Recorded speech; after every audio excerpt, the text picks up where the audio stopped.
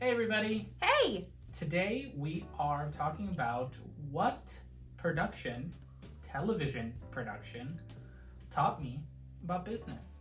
So as some of you might know, probably not, because I don't know most of you, I used to work in television production. We did mention that in one of our earliest videos with a little bit of background on us. Oh, yeah, we did. Yeah. So way back in the day, I worked in television production. We do live in the place where movies are made. We live in Los Angeles, so. Yeah. Where dreams are made. That's right. So. But yeah, I used to work in production, and before moving into product development and then like business development, licensing and stuff like that. And I really do feel that it was a great foundation to the way that I do business. It was a great like molding experience. So for reference, I got a job at a low budget production company 2 weeks out of high school. Wow. Because I knew I wanted to be in entertainment. I thought I wanted to be a writer. But I get to tell stories now through products. So that writing thread is still there. I love that. That's kind of like that spark of telling stories is still getting kind of fulfilled. Yeah. It's just not with words like I thought it was going to be. It's shaped out to be a little different, but But it's still there. stories. It's still that creativity. That's a very cool thing. Yeah, and you wouldn't think that television production and business in the capacity that you do, like products and licensing and all this kind of stuff, would be all that similar. So this is interesting. They're very similar. So low budget. Low budget, and that one must was have been a nightmare. It was challenging, but I was very young. I was like just turned 18, and I think there's no better time to be in low budget movie production than when you're 18, because it is the things that they ask you to do are ridiculous. The hours that you work, the legality of some of the things, it was crazy. It was crazy. And you look back on it, and now, you'd go, oh, I'm not doing that. But at the time, you were like, yes, right away. There was this great. It was like a racing movie, it was a low budget racing movie, and there was the biggest budget, besides getting like a B-list actor, the biggest scene that had the biggest budget was we closed down part of Spring Street in downtown LA, and it was like the street racing scene. So we had a permit and police there and everything, and this was not part of the movie, but we finished early that night, or we still had the permit for the street closure. So some of the crew started to street race their cars. And being like a punky 18-year-old in a brand new Volkswagen GTI, because I had production money, I was like, let's do this. Oh boy. I would not do that now. No. But that was a lot of fun to street race down Spring Street. I should say so. Not get a ticket. That is cool. But anyways, so yeah, there was a lot. The hours were crazy, and because it was low budget, there was not this excess of people or resources to do anything, yet there was still a creative vision that needed to get seen through. Now let's put the merit of that creative vision aside, because that's not what, that happened elsewhere. That wasn't what we're talking about. But everybody, signed on board to see some kind of creative vision through, and there wasn't the budget for it. And that, oh, I'm so sorry. This happens all the time. I have a beard hair that fell into my shirt, and because my beard hairs are pokey. Are sharp, it like, when I did this, it like poked me. Anyways, it was great as kind of like a exercise. You had something that needed to get done. You did not have the proper resources to get it done, and your like immediate supervisor, the people that are kind of deciding your fate, are judging whether or not it got done, how well it got done, and they're not really concerned with the details or looking for you to come back with a lot of questions. It just needs to get done. So that was kind of the first big one, was not, obvious. I feel like the say yes and then figure it out, but also not having the luxury to go back and ask more questions, to say like, here's your prompt, this needs to get done. We're filming here in 3 hours. We have absolutely no permits yet because we forgot to do that. And like, what are we gonna do? So go figure it out, make sure the area is good for us or something. Again, not the job of a PA, but you know, that's kind of what the prompt was. And for those who aren't familiar with Hollywood lingo, a PA is a production assistant. It is like the lowest peon of the totem pole there. So, and it was low budget, so it was non-union, so there wasn't even kind of a more rigid structure to kind of the way the production was organized. It was very loosey-goosey. So things like that, where, you know, yes, technically, you know, that it shouldn't have happened. They shouldn't have had a PA doing these things and kind of negotiating these things ad hoc because the scouting team didn't have enough time to actually do it. But it provided a lot of great real world scenarios that were not like classroom exercises. It was real. Yeah. It was like, that's my job. That's how I'm like paying for things, is the determining the success or failure of this thing. So, and of course, because it wasn't, you know, if there was something like, hey, we kind of need to figure this out, the last thing you want to do is go back to your boss or whoever asked you to do that and be like, so, on this thing that of questionable legality that you asked me to, now you said to bribe him. What's my cap on that? Can I get petty cash? Or like the last thing you want to do. So that's I would say that's kind of the second thing was that I learned very, very early on were soft skills. It taught me soft skills, which is like corporate lingo for things that are not hard skills, like Word. Do you know Word? Yes or no? Do you know how to do a pivot table in Excel? You can or cannot do that. That is a hard skill. A soft skill is, do, you know, new company prospects resonate well with you? Do you make a good impression on people? Do you find a way to connect with people to get the best work out of them? It's really hard to kind of quantify or pass-fail vibes. Yeah. So those are called soft skills in kind of the corporate. Thank you, Siri. Those are kind of like considered soft skills, and that was another one, was kind of the soft skills of managing people's expectation, brokering deals between two different parties that had very different expectations. And I think coming from a space where I maybe was in the middle sometimes in a family setting growing up as kind of the negotiator and saying, okay, this is what you mean by that, and I'm going to translate that here, and what they mean by this, and that then transferred right over in the PA space, because I was then going like to the people at the location being like, hey, we love this and blah blah blah, and is there any way that we could, you know, on this day, does that work out? And like really understanding, okay, what are their needs, how does our ask affect them, and is there a better way to position this so that it's the best possible thing for them while still getting what we want? That's like a soft skill, because technically somebody doing that like very poorly, hey, can we do this? Yes, no, is still the same thing getting done, but one of them has a lot higher chance of success than the other. Mm-hmm. So really kind of negotiating those soft skills and those kind of very iffy things without being able to go back and get more context, which is kind of the big thing. Yeah. Because again, you are already kind of in iffy space. The last thing you want to do is kind of harp on it or draw attention or anything like that. You kind of want to take the prompt that they say over the walkie, like, hey, do the thing. And you're like, got it. And then if you don't, you're like on Google and you're like, how to do the thing. Honestly, yes. I think something that you should know about the film and TV industry, every other job out there, when you see job, you know, listings or whatever, they always say, oh, this company is a fast-paced and high-stress environment and you have to be good at balancing men.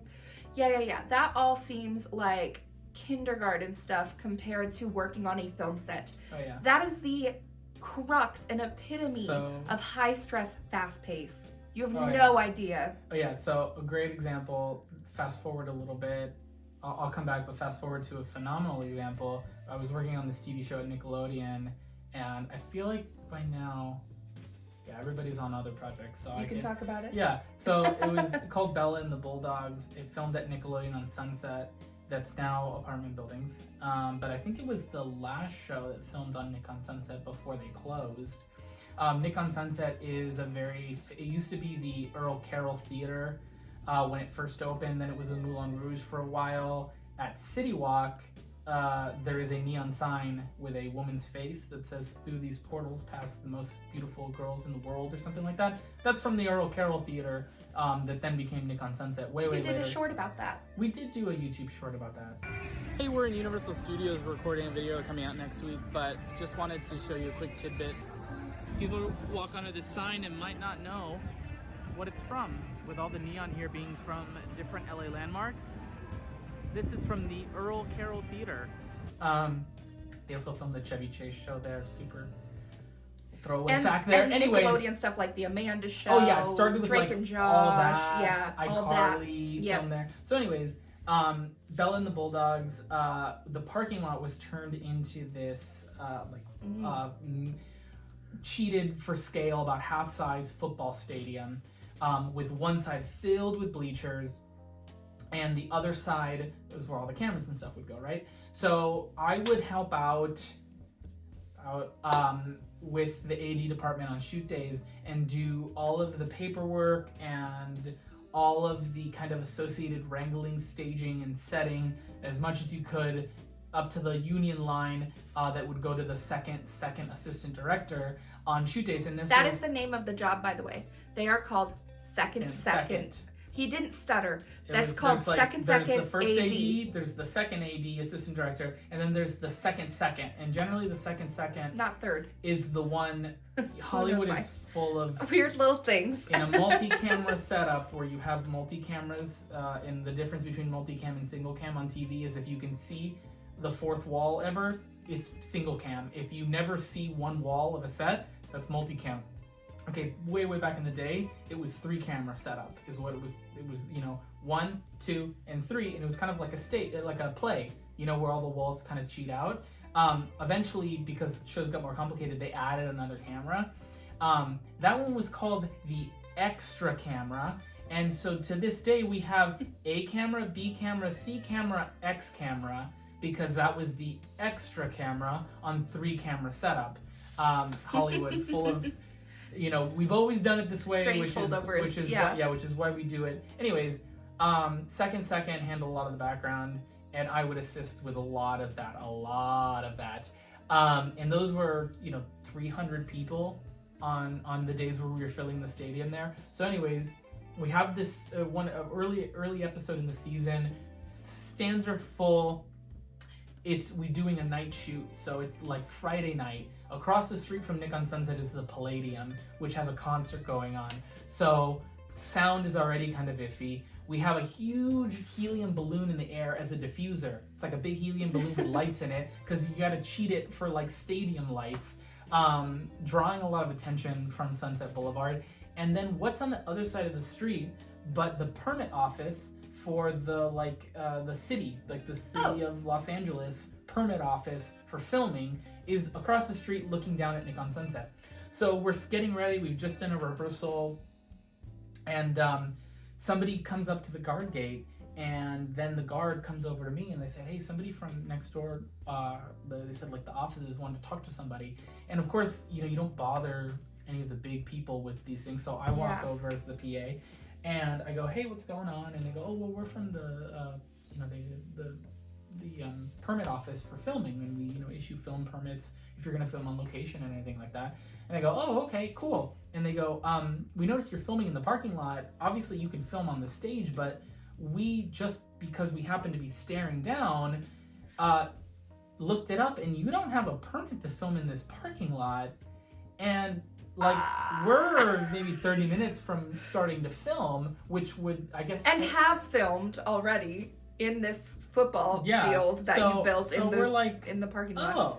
So then I'm like, and then I walk you over to my production coordinator, and I'm like, "Can you come up to the guard gate, please?"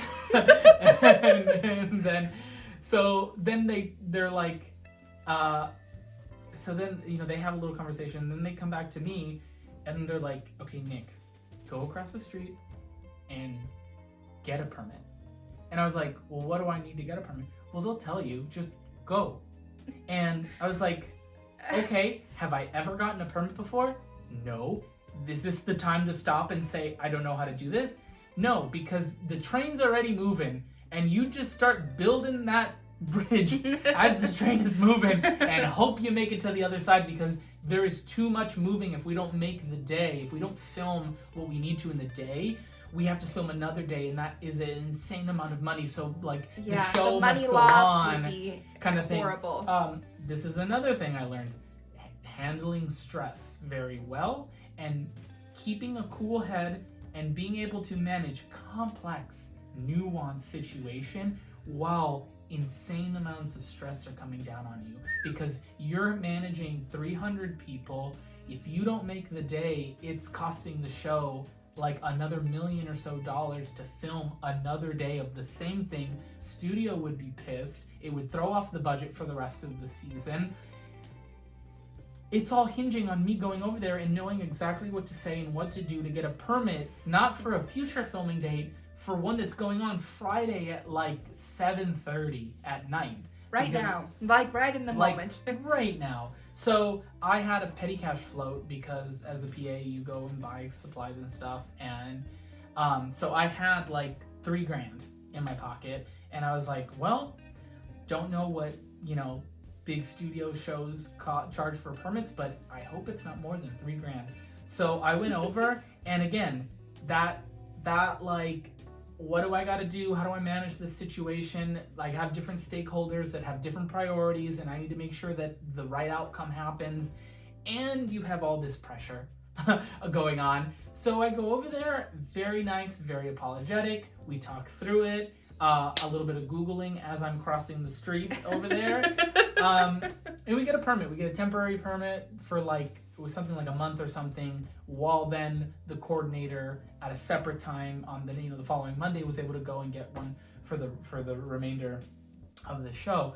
But that's a great example of the insane amount of stress, because not only do you have the people you were managing and all of that jazz and their paperwork and all of that, and then the way that Nickelodeon did background checks was super stressful and weird, where they wouldn't let you work on the show if you had committed any crimes against a minor, as they should, yes. Which was great. Yes. But they didn't do that background check until the person was already there working.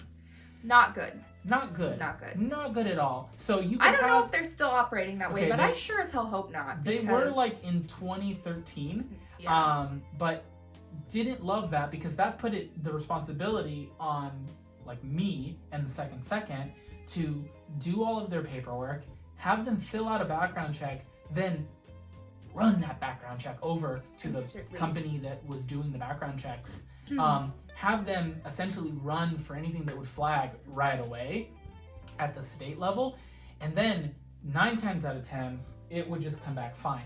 But geez Louise, every now and then something would come back, and it would you're having your filming. Oh, now you guys walk that way in the background, and then and the actors are there chit-chatting between scenes, and you're and without causing a disturbance or throwing off, because at the core of it, that creative vision, that creative expression that was you all came together to see through was the highest priority, and people's safety. But to the studio, which is all the actors were off, we didn't make the day, insurance, all that, to a certain degree, you are protecting that creative vision to be expressed, and you are supporting it. That's kind of why you're all there.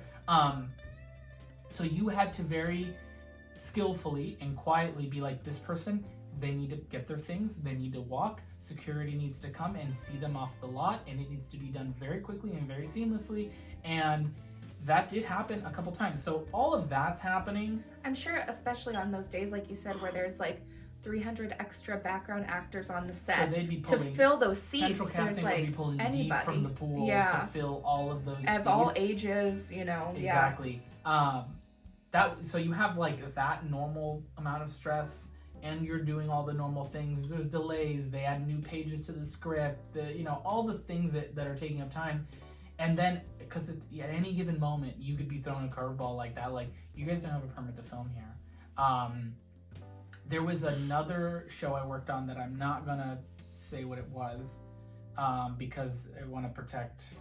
So basically another show I worked on. There was a show that it had kids on it. It also had an adult.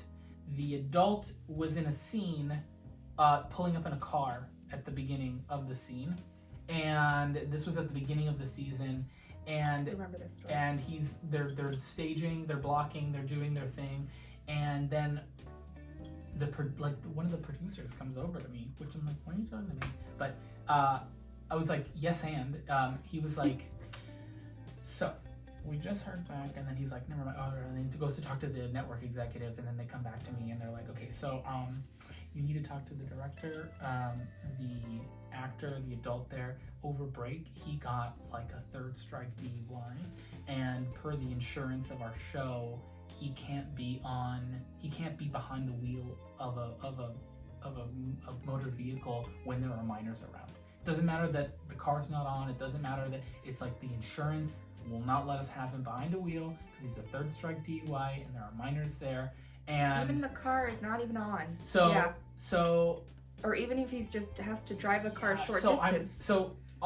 You're blocking a scene, you're about to shoot. At no point in writing the episode was this taken into consideration or even known Obviously, about. the actor himself did not even realize that it would be. He didn't bring up the issue, right? No. So you have, again, you thought it was a normal morning. It's like a Monday. And then all of a sudden it's like. So you're like, well, shit. Like, the rest of the day still needs to go off normal. I don't need everybody around asking what happened, what was the change. I don't need it to be like, well, like, you know what I mean? Like, all of a sudden it's like soft skills. How do I tell the AD this so that they change the blocking without getting enough people going like, why? I need to know why we changed it to then cause the whole thing. And then throw off the rest of the shoot. But obviously that scene cannot happen as planned. So then it was like, okay, call the place that we rented the car from, see if they have one without an engine in it. If they have one without an engine in it, we can swap it out, and then we can have the grips push the car. But there's no key because the car doesn't have an engine. So it's not a motor vehicle, it's like the shell of a vehicle. Exactly, it's like a prop car. Yeah. And then he hits the brakes, and then they'll add the engine sound in afterwards. And then I had to call and be like, can you swap it out? And then we had to be like, well, this committed to another show, so on the shoot day, it's not going to be here. So move it away now and just do your blocking, pretending that there's a car there.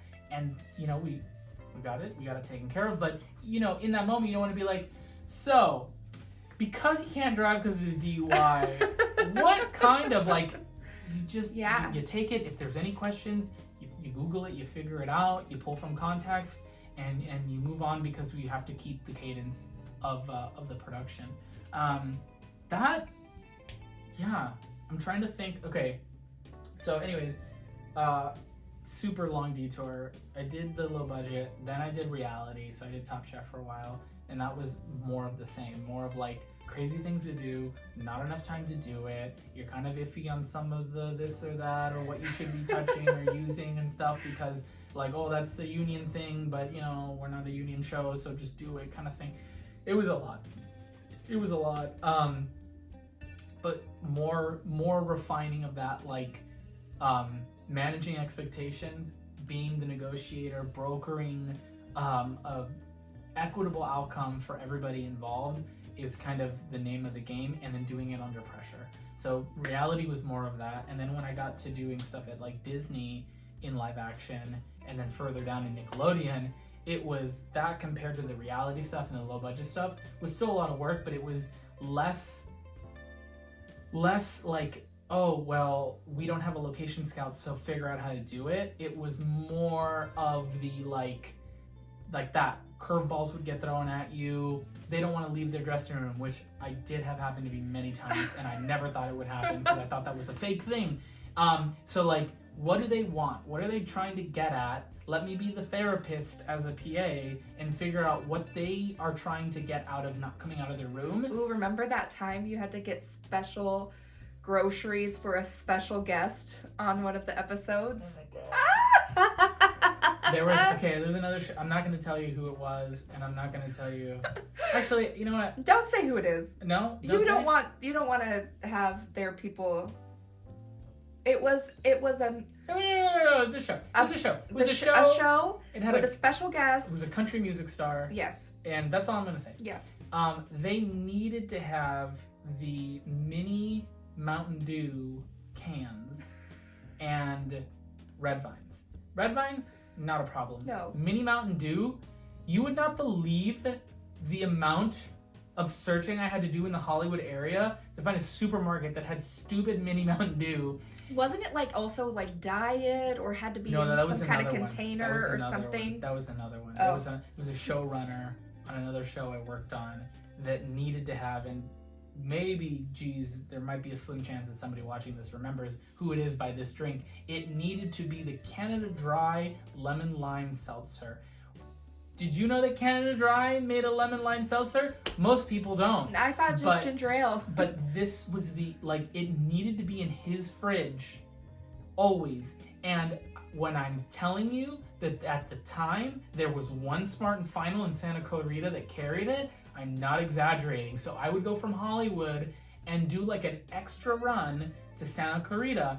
Now, could he drink another lemon lime seltzer? Probably. Could he drink non-flavored seltzer? Sure. Would it have changed any of the integrity of the storytelling of the show? I would really hope not, because that seems trivial, but it was my job to get it. So I did it. And here's the thing too, in business, there's a picture painted that all executives have like big egos and awful personalities, and we see that way portrayed in media, right? But the real big egos and crazy personalities are really in the entertainment industry, and I think you've learned how to deal with any personality. Well, yeah, that's another one, dealing with kind of difficult personalities. But we say that and we roll our eyes at it now, but truthfully, it was not feeling like you moan and groan because you can look at that through, not in the moment, not with the way that people were that treated the executives and things like that. And you could say, well, that's rather silly. If I were at a restaurant and they didn't have the kind of the drink I wanted, I wouldn't walk out and be like, well, now no food here can be good at all. But they're the boss. They made the request. It's a little silly, but it wasn't totally unreasonable.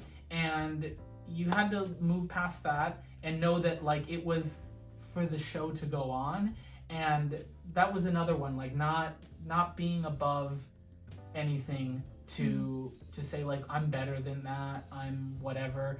It was a little silly, sure, but they were the boss, and that's it. If I could just say I would like this to appear, I might do that every now and then. You'd get used to it too, maybe. Anybody would, I think. I'd be like, I need vanilla Coke. I don't care that it's hard to find. If you ask and it appears, I think anybody could get used to that really fast. So it wasn't so much that it was silly or not silly. It was more that you had to adapt. At one point, you're knocking on the door and you're trying to play therapist to get somebody to come out of their room because the AD's on set with the director and the executives, and they're not going to go there. So it's go get them. But go get them, that's not a real ask because they're not coming out. So you really have to dig a little deeper. And then another minute you're well, I'm gonna be gone for 3 hours because I have to go to this market 4 towns over to get this thing. The Canada Dry. It's I guess another thing is just being able to change gears really quickly. Yeah. And yeah, that's I don't want to feel like I need to find value out of every one of those experiences, but I think as a whole, those kinds of lessons really did help shape the way that I approach a lot of business. And definitely coming into, then from production moving into the cosmetic space at a company that was growing, there was a lot of the similar kind of say yes and figure it out. And coming from a space where we did that, with the stakes being way higher, business felt more relatively low stakes because it was say yes and figure it out, and you have 3 months. You're like, whoa, 3 months? Like, I said yes and would figure it out when we had hours. Yeah. So to have 3 months, I could look up a course. I could become a subject matter expert in this thing. Great. All day long. Let's say yes and figure it out as we grow. So, yeah. That is the end of me talking. No, I think that's really great. I mean, I think that it sounds like the skills that you've taken with you are like those soft skills you mentioned, being able to see the forest for the trees, not be so in it that you can't keep an eye on the big picture. And because of that, much like when you're in production, you have to keep an eye on all the moving parts. You have to do that in business as well, especially when you did product development, and keeping in mind where every piece is at any given point in the production timeline. Which again, when you were doing that with like hours in mind, it was like a check-in every couple minutes. But when you're doing it in production and the check-in is like daily or even weekly, you know, by comparison, it was very easy to settle into that cadence and be rather good at it, because compared to production, it felt very luxurious. I would say that you are, people would probably describe you as like a people person. Like you're enjoyable to talk to, you know how to get along with everybody, and I do think that that probably comes from production as well, and having to be able to learn how to work with so many different people in all together in one thing in a quick timeline. We've got to become fast friends, we've got to trust each other, we've got to rely on each other, we have to come to each other to ask things and know that that person will hear us. And how do we communicate to them in that way?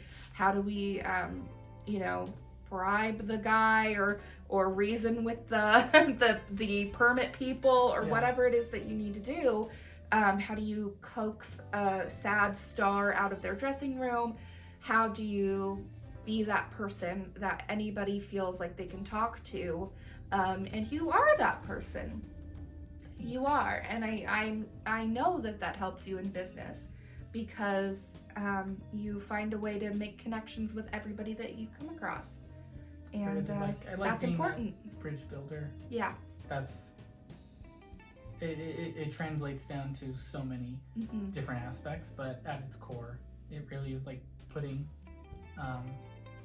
people together to make things happen. for sure. Yeah. Well, this was fun. A fun little trip down memory lane for you. Was it? Yeah, it was nice. It was good. Do you miss it ever? Do you ever miss production? I miss certain aspects of it. Do you really? It was, because you kind of bonded with these people, maybe through trauma. Bonding, maybe. but you kind of became like a little crew, like a little group, a little family. You saw, you were generally, they were like hours 85 to 90 hour work weeks. So you spent for months at a time most of your waking hours with the same 100 people. So you really... And there were many waking hours, because sometimes I know on Bella in the Bulldogs, which we talked about, some of those night shoots, I wouldn't hear from you until 2 a.m. on a regular weekday. Yeah, it was all done, yeah. So that was kind of fun to have, especially in LA, where I feel like it's really hard to make friends. It was great that even though they were like work friends, it was work friends in a different kind of way. It was like trauma bonded work friends. And what's crazy is that that bond exists in the very same way that an actor can remember all the lines to a play that's 3 hours long, and then they move on to the next production and they lose it all. Where I don't talk to anybody, and at the time there, one of the people that I kind of like, I guess, very infrequently talk to is Shane, my friend Shane, that I wish I could talk to more. But at the time, we'd like sat across from each other, like he was a groomsman at our wedding, and like you were like very connected to these people, and then the show ends and it's like the band breaks up and it's really hard to keep that. Very rarely do you get that level of intensity with people that you're not related to. Yeah, that's a good So point. that was nice. I like that. And the free food was good too. Oh yeah, You know, they kept you there with catering the free food. every day, Like, every all the time. meal. All the time. That is cool. That is nice. And you got to take home leftovers quite a bit too. The free food. To have somebody just thinking about what's gonna get made for every meal and then just have snacks all the time. Geez, that's nice. And I will say, for the chaos that the production and entertainment industry is, and it is chaos, it's an organized chaos, and there is still creative energy in the air. Like there really is. There really and is. that everybody working toward a common goal to create something, that is cool. And some of those people may suck, and some of that process may be deeply flawed and really awful for your mental health. But the creative energy is something that is hard to find in other places. It really is. That really, really is. Yeah. Well, So, that was super cool. Yeah. And I think we're going to have a part 2 to this video that talks about you, Jene. Yes, I would love to give my take on my background in performing arts and what that has taught me about marketing. And it has quite a bit, so I'm excited to talk about that. We'll do that another time. That's sneak peek. Sneak peek! Yeah. Anyway, there we go. Thank you, Nick. Thank you, Jene. Yes, we're Nick and Jené. And you're watching Nick and Jené. Do, do, do, do. I was drawing the... Oh, I got it. yeah, I got it. Don't worry. The hallmark of that is that it looks nothing like yours when you're drawing it. Yeah. I'm not that good at After Effects to put that in, so I wish you would. you're really going to have to use your imagination there. Somebody else do that, please. Send it to us. Oh my gosh. Okay. Okay. Anyways, well, until next time. It's business as usual. Thank you guys. Bye. Bye.